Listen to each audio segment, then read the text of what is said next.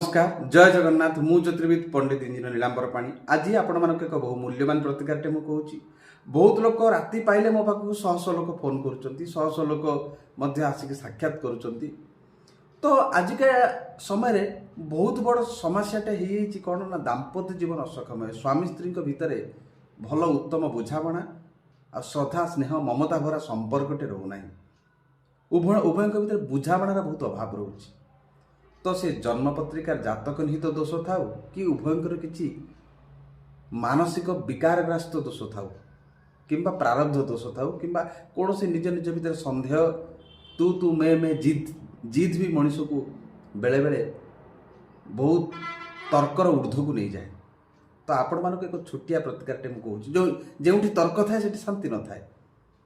केही जणे जदि मुंड नुआई नेउची बा केही जणे जदि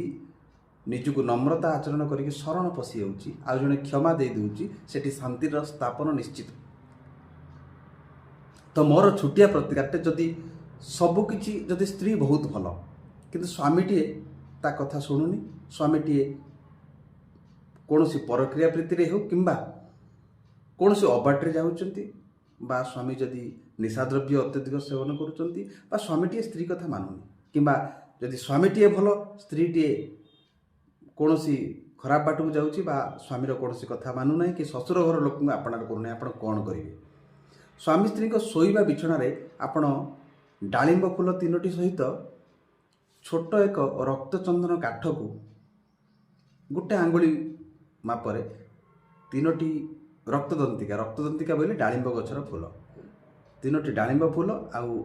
रक्तचंदन काठ को मिसई गोटे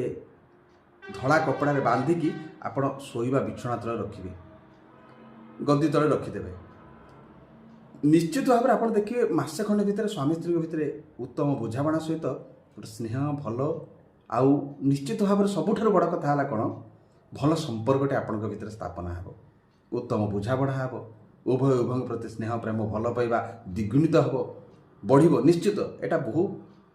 माने प्रभावशाली प्रतिकार मु बहु लोक कही से उपकृत होती। जन्मकुंडल जदि किछि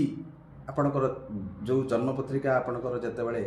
10 मेलक हुए मेलकर जदि किछि दोष थाए ताहा दूरीभूत हेब निश्चित भाव में दाम्पत्य जीवन सुखमय हेब निश्चित दृढ़ विश्वास कर छोटिया प्रतिकारटे करंतु समस्तंकर मंगल हेउ निश्चित भाव में दाम्पत्य जीवन सुखमय हेब समृद्धिशील हेब उभयଙ୍କ ଭିତରେ स्नेह ममता आंतरिकता भल पाइबा बढ़िबो मध्य। जय जगन्नाथ।